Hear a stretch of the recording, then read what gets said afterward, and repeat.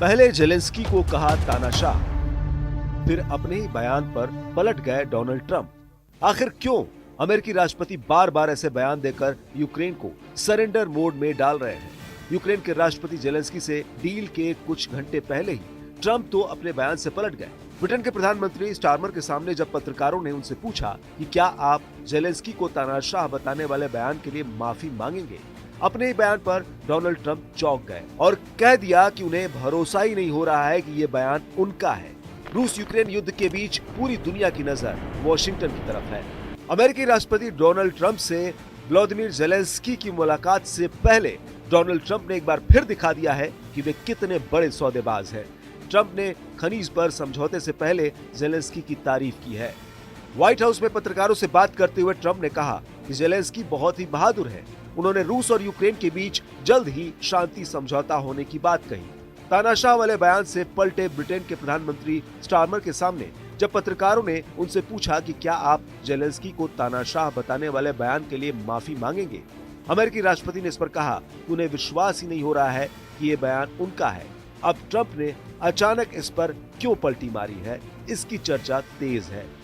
पिछले हफ्ते रूसी राष्ट्रपति से फोन पर बातचीत के बाद ट्रंप ने जेलेंस्की को तानाशाह और अलोकप्रिय बताया था। ट्रंप ने कहा था कि जेलेंस्की जानबूझकर यूक्रेन को युद्ध की आग में झोंके रहना चाहते हैं।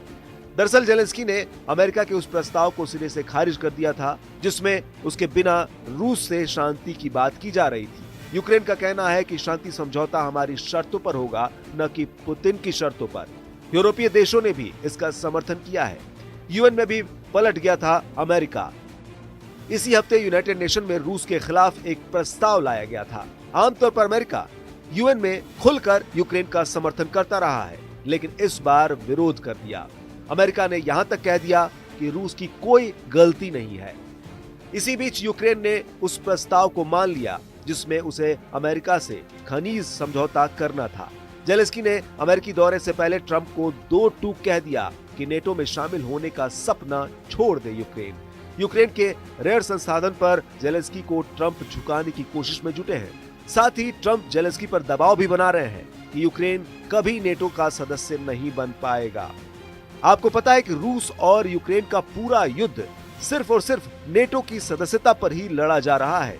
जेलेंस्की हमेशा से ही नेटो सदस्यता की मांग करते आए हैं।